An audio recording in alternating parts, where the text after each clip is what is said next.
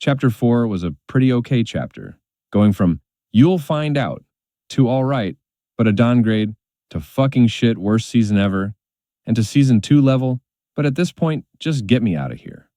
But you're probably wondering, what are my thoughts on Season 1? It was the best way to start a chapter, best Season 1. That's why I made this. And today going to talk about why Chapter 4, Season 1 is straight fire and how to start a chapter, right?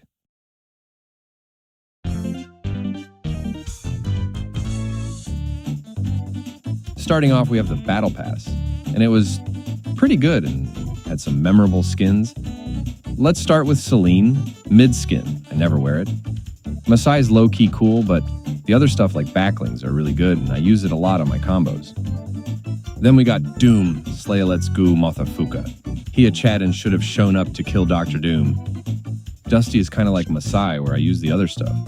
But this skin appears like 8 times in the chapter. Now, Nezumi, I used him a bunch when I got it, but eventually stopped wearing it because it's a dumb anime skin. And to anyone who uses my hero or avatar, you guys are losers who actually believe they're cool using those gay skins.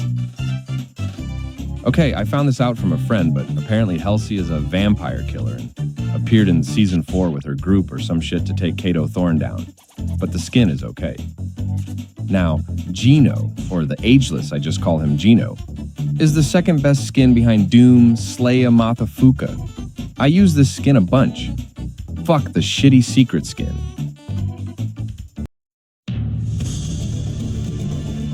Breakwater Bay, the Citadel, Anvil Square, Shattered Slabs, Frenzy Fields, Faulty Splits, Slappy Shores, Brutal Bastion, Lonely Labs.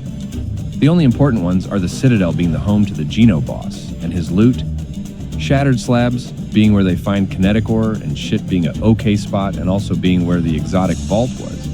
Frenzy Field has nothing on Freaky Fields. I'm lying, Frenzy was really good. Brutal Bastion was alright. I landed there a bunch, and it was a low-key, good spot to stay. Then, we got my boy Anvil Square, the best spot I landed there, with my squad duo solo all the damn time.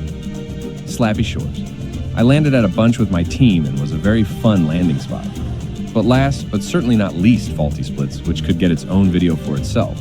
I mean, how many bowling alleys do you get in Fortnite? For ARs, we have Scar, Burst, and Red Eye. The Scar was pretty mid, but I didn't mind using it, but the Red Eye is one of my favorite guns in the game. I would use it all the time and destroy everyone. And the Burst was okay. Not fast, but precise. Apparently there was the tactical AR, but I don't remember it being there. Shotguns were Maven Auto Shotgun Heavy and Thunder Shotgun. The Maven was alright having a good speed and being the middle of the road shotgun. But the Thunder Shotty was different. I felt great using that gun. Every time I hit a shot with it, I ascended like 10 universes, and the deform aim sight made it special from the rest. And the Heavy just sucked balls. Similar to the tactical AR. I forgot the combat shotgun was there, or I'm getting this from a fan wiki, so that's why I'm saying this. For pistols and SMGs, there's the Twin Mag, SMG, and TAC pistol, and Machine SMG. The pistol was okay, unless you had the Augment Mythic version. Then the whole lobby was cooked. And the Twin Mag was just okay, not good or bad, just okay. But the Machine SMG was absolute fire, and should always be picked up. For bows and explosives, we have Primal Stink Bow, Primal Flame Bow, Mechanical Explosive Bow, Mechanical Shockwave Bow, Rocket Launcher, and Excalibur Rifle. The bows, I didn't use much, and the RPG is a RPG. But the Excalibur Rifle was straight fire. If, or if not, I hit. That was straight fire.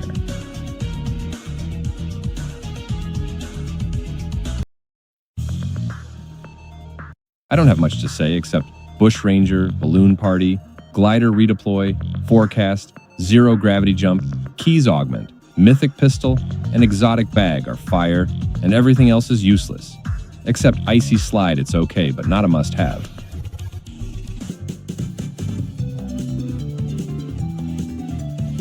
Updates. Now I'm going to save Most Wanted for last being the big one, but for updates, we had Winterfest, My Hero, and Dragon Ball. Winterfest brought back presents, Snowball Launcher, Peppermint, Santa's truck or whatever. In Crackshot's cabin, the Winterfest was mid that season, but Crackshot's cabin was pretty nice, and at least they did more that year than this AKA last year. Now for My Hero and Dragon Ball, since they both came at similar times, or My Hero came back from the gulag at least, and the Kamiyo Mama and the Kintoon came back and was the same.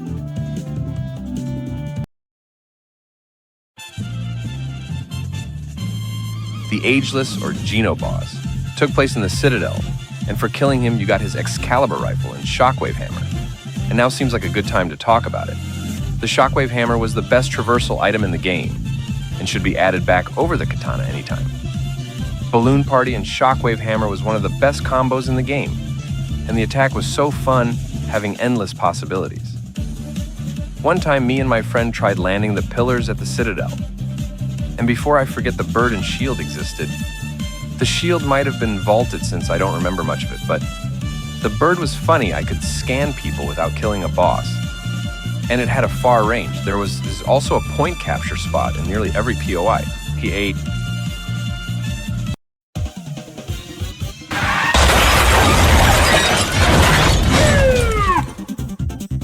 Cars this season were alright, like every other season except this one. But I did like the semi-truck and being able to throw on a cow catcher. By the way, the cow catcher augment should have been on that list, but who cares now? They did try to add parkour, but failed miserably. I never talked about the dub shotgun, but it was just alright. Only being fun when you go up high and drop down to kill the final kid. They also added motorcycles, which were sick and really made traversal fun.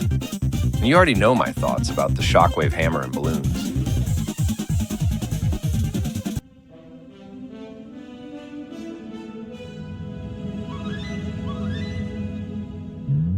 This event was straight fire. Literally, they had a gimmick where the better you play, a circle appears and shortens to reveal your location. Also, they brought exotics, such as Heisted Explosive Assault Rifle, Heisted Breacher Shotgun, Heisted Accelerant Shotgun, Heisted Blink, Mag SMG, Heisted Run and Gun SMG. The Red Eye Explosive AR was, like I said, busted and was a must-have. The Breacher Shotgun was an actual must-have for builds. One-shotting any build and doing okay damage. The accelerated shotgun increases fire rate as you damage an enemy. And that sounds alright, but not as good as the others. The exotic SMG is infused with slap and reloads your magazine while sprinting. The exotic Twin Mag SMG that grants 0-point dash, Skull Dash, basically from Chapter 5, while double jumping for a few seconds after reloading. These guns gave the loot pool a good shakeup, and made these guns have op gimmicks that made them way better than the originals.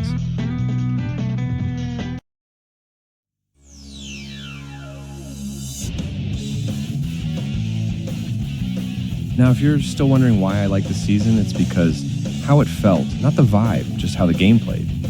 It felt a bit janky on the sides, but the gunplay and control was perfect. Like I said, the Shockwave hammers peak because of how it feels. It's funny to see stuff use normal gravity when hitting it with the hammer. Chapter 4.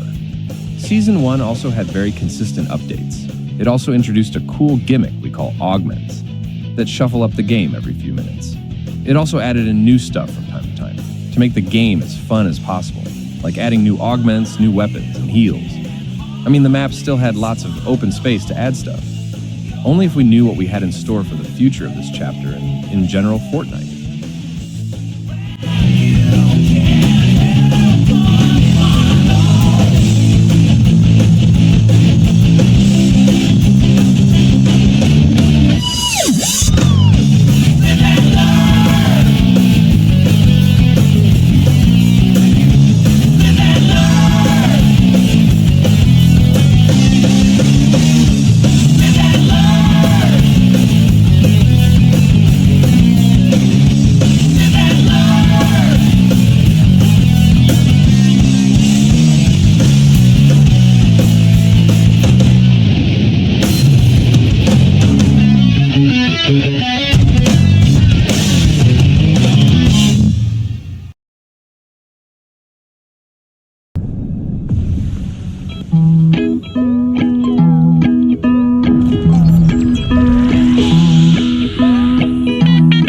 If you're wondering why I'm playing Goku versus Dr. Doom, it's because it's from an unreleased video about the Day of Doom, but the video editing wasn't as good as I wanted, so I scrapped it. Also, if you're wondering why such a long wait, it was mostly laziness and no good ideas. After the big video on Pug or whatever, I wanted to take a short break and then come back to make a short, but never did. But who cares? I came back with another fire vid, and if you enjoyed, please like and subscribe, and I'll make sure to be more consistent.